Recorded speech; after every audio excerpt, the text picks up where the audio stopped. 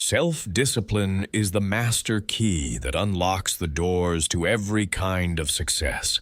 It is the foundation on which character is built, the quiet force that keeps ambition on track, and the inner law that must be obeyed before any outer command can ever be respected. Andrew Carnegie understood this truth deeply. He often said that before a man can lead others, he must first learn to lead himself.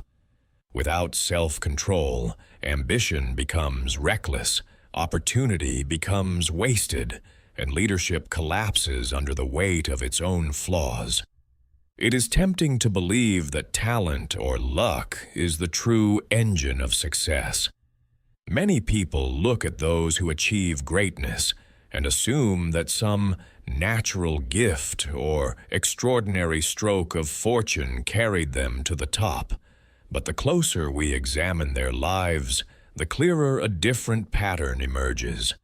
Talent may ignite the spark, and opportunity may open the door, but only discipline sustains the fire. Only discipline allows someone to walk through the door and remain standing on the other side. Consider the world of business and leadership. A man with intelligence but no discipline might begin a promising enterprise. But without the restraint to manage his impulses, he wastes profits on extravagances, quarrels with partners, and makes rash decisions that undo years of labor. Another man with ordinary intelligence but extraordinary self-control can slowly, steadily, and methodically build wealth, reputation, and trust that endure for decades.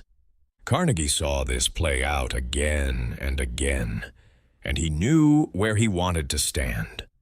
Self-discipline is not simply about denying yourself pleasures or living in rigid austerity. Rather, it is the art of governing your own desires, training your impulses, and directing your energies toward higher purposes. The man who rules himself gains a strength that no outside circumstance can take away. Fortune may rise and fall, friends may come and go, but the self-disciplined man carries within him a stability that no storm can shake. Carnegie's own rise was a story of steady restraint and deliberate effort. He earned his first small wages not by chance, but by carefully balancing his time between work and learning. He controlled his spending so that he could invest in books and later in business opportunities. When sudden profits tempted him to splurge, he remembered his broader vision. This discipline gave him the ability to seize opportunities without being consumed by them. There is a saying, "He who conquers himself is greater than he who conquers a city." History confirms it. Empires fall when leaders cannot control their own appetites. Businesses collapse when those in charge cannot restrain their own egos. Families crumble when desires override discipline.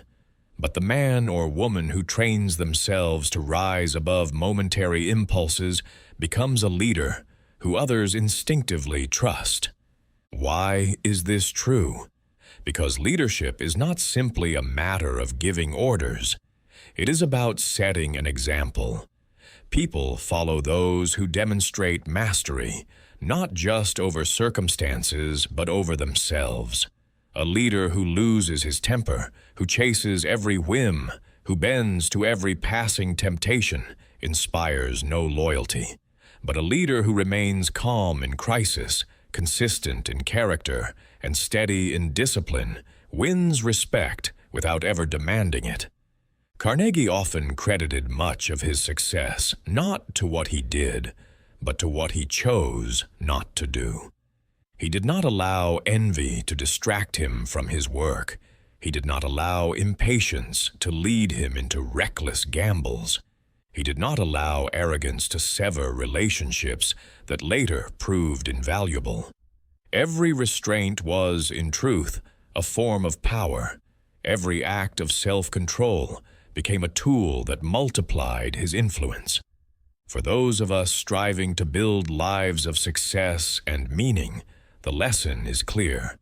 If we want to command greater opportunities, we must first command ourselves. If we want to attract the trust of others, we must prove that we can be trusted with our own responsibilities. And if we desire to lead, we must demonstrate that we can rule the only kingdom that is given to every human being, the kingdom within. Self-discipline requires daily practice. It is not gained in a single dramatic moment, but in countless small victories. Rising early when we would rather sleep, saving money when we would rather spend, holding our tongue when we would rather lash out, choosing long-term growth over short-term pleasure. Each decision builds strength. Each act of restraint becomes a stone laid in the fortress of character. The world offers many temptations, comfort, distraction, indulgence.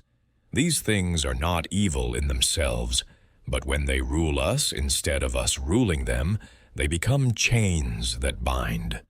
Discipline breaks those chains. It reminds us that the purpose of life is not to be a slave to desire, but to direct desire toward noble ends. Carnegie believed that a man who mastered himself could be trusted to master enterprises of great scale. That is why he elevated partners and employees who showed steadiness of character even more than brilliance of mind. Brilliance without discipline was a candle in the wind. Steadiness, however, was a lighthouse that could guide ships safely through the storm. The same principle applies to us. You may not yet lead a business or command great wealth, but you do command yourself, and that command is the seed of every future leadership. The patience to learn a skill, the restraint to avoid unnecessary debt, the ability to control your emotions in conflict. These are forms of wealth and power more valuable than gold. They form the habits that, when opportunity arrives, ensure you are ready to receive it. It is not always easy to walk the path of discipline. In fact, it is often the harder road. But as Carnegie and countless others have shown, the harder road is usually the higher one. And once it is walked faithfully, it leads to heights that the undisciplined will never see. So let us remember this truth. Before you can direct others, direct yourself.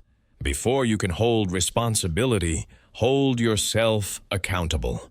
Before you can build an empire, build character. This is the master key. With it, the doors of opportunity, influence, and success will open. Not because you demanded them, but because you proved worthy to walk through.